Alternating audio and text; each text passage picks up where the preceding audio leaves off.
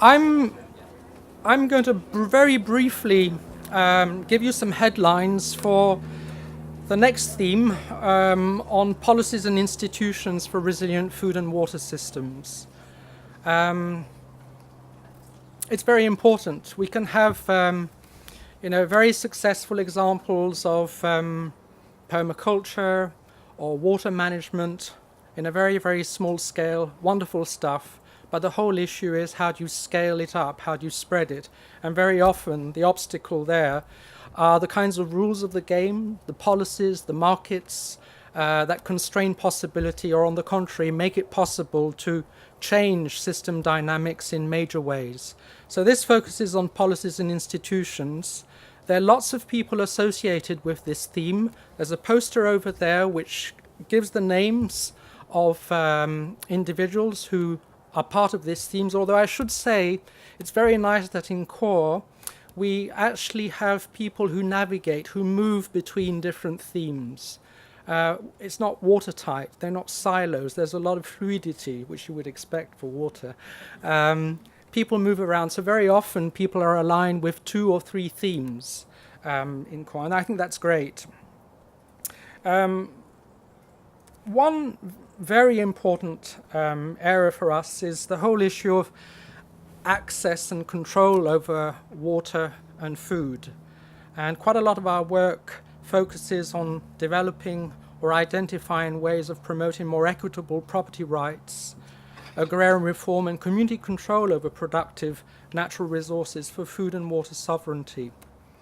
This is very, very important. And I'll just give you 2 contrasting examples without going into too much detail. We have, I would say, throughout our policy work, a more constructive agenda which looks at alternatives critically, but is actually trying to think outside the box. So one area where we're getting into is the whole notion of community-based, collective, cooperative forms of tenure and their contribution to socio-ecological resilience. Collective, communal, cooperative forms of tenure that apply to land, to water, but also seeds and knowledge. That's a positive example. Not much work goes on around the world on these particular topics, and it's important that we invest in it. But we also look at more negative trends.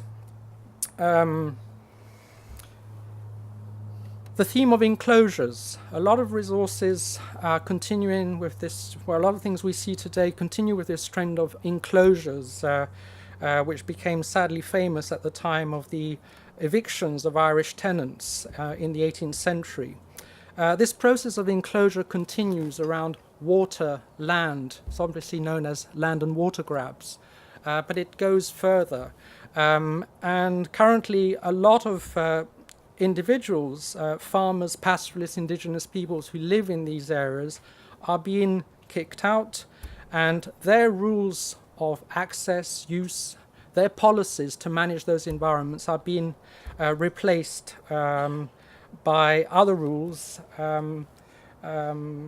brought in by governments and corporations who invest in those lands and water. It's important that we keep an eye on this.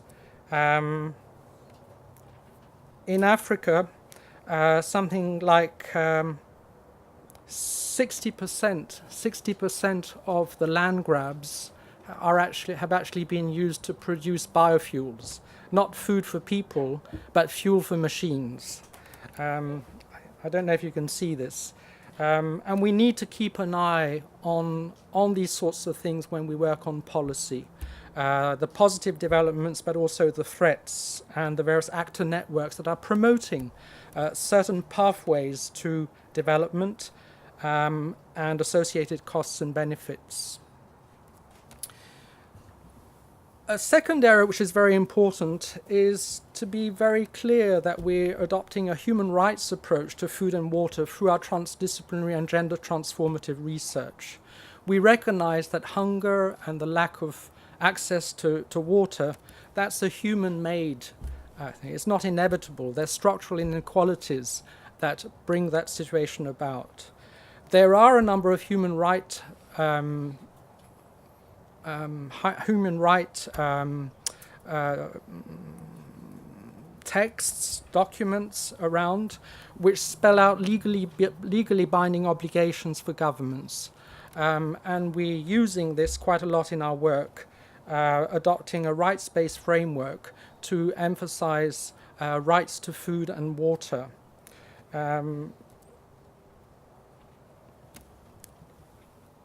As I said, I'm going to just give you some headlines because I'm conscious of time ticking by. This particular work emphasizes more gender transformative approaches, mainly because in these structural inequalities, it's women and young girls who are mostly hit. They're suffering disproportionately from processes of exclusion.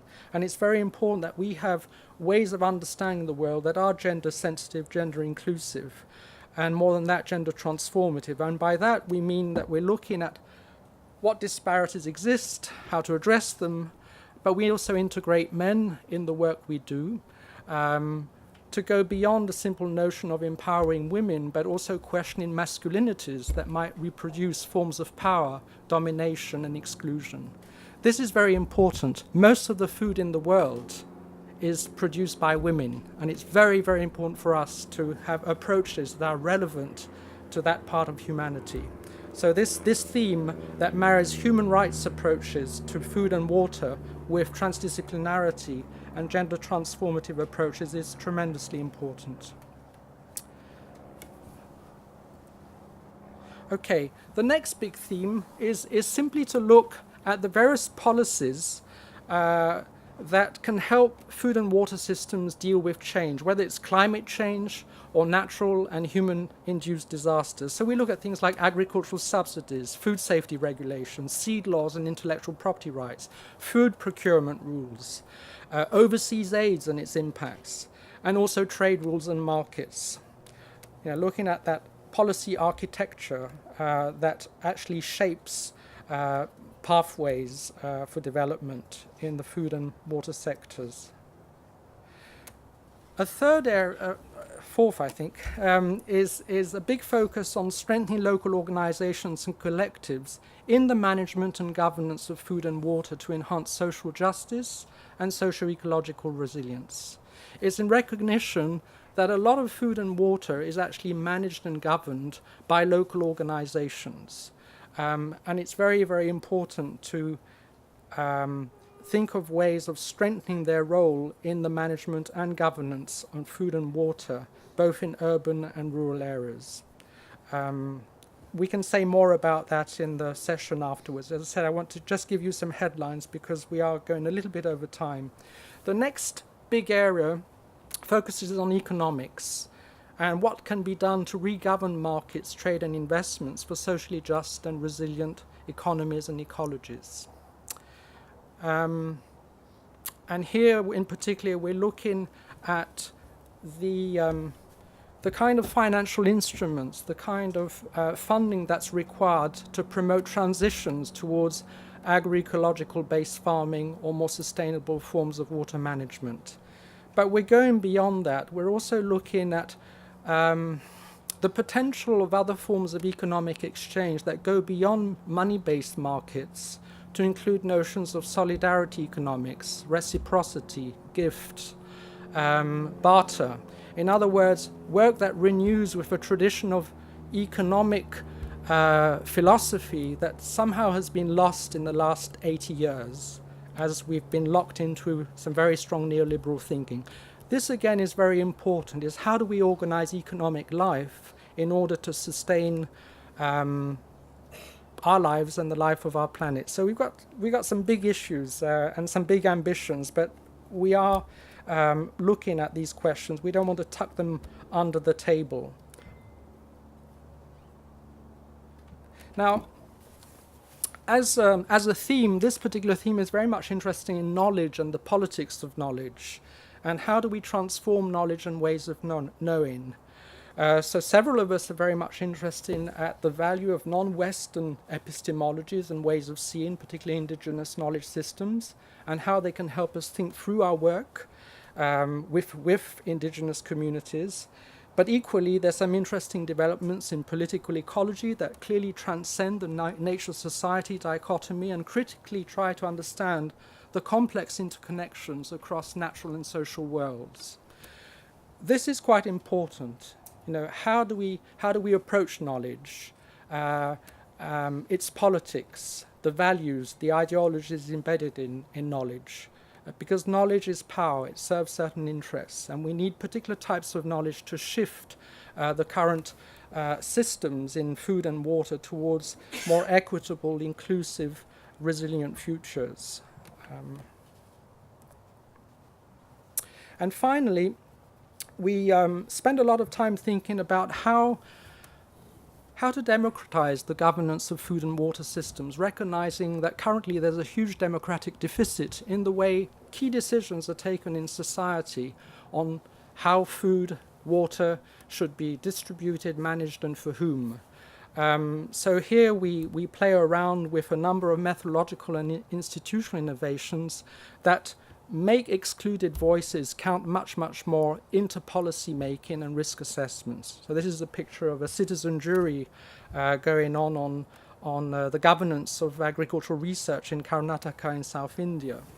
And there are many, many such approaches being explored under this sub-theme of democratizing the governance of food and water systems. How do we open up policy making, risk assessments, the choice of institutions to a much wider citizenry to ensure that special interests don't close down options for the future? And of course, there's no point doing all of this unless it reaches out to policymakers, and in many ways CAWR's in a rather privileged position for some of its work, in the sense that it already has made big inroads into key decision-making fora, and some of our work actually helps shape decisions, or at least discussions, by policymakers in the UN system. So, for example, in the Committee on World Food Security in the United Nations Food and Agricultural Organization, the work with the high-level panel of experts on food security and nutrition actually has a link with CAWR, and it allows us to bring in some of our perspectives, some of the results that come out of our multifaceted work into these policy discussions at an international level. That's really important, and it's quite surprising that this is already the case when we're only about 16 months old. To have that kind of inroad, not have to give our results to campaigners to campaign on our behalf and promote ideas that might come out of good research, but actually being able to interact and bring our research outcomes to the table of policymakers. And we have similar stuff happening with the all-party parliamentary group on agroecology in the UK Parliament, and ditto at the European Commission. And this element of how do you bring local voices, excluded voices, their knowledge, their priorities, their aspirations for the future to shape policies and institutional choices is very much part of the mix of what we do. And we're happy to tell you in a little bit more detail what we do more specifically in different areas of these 7 sub-themes. Thank you very much, and I'm going to hand over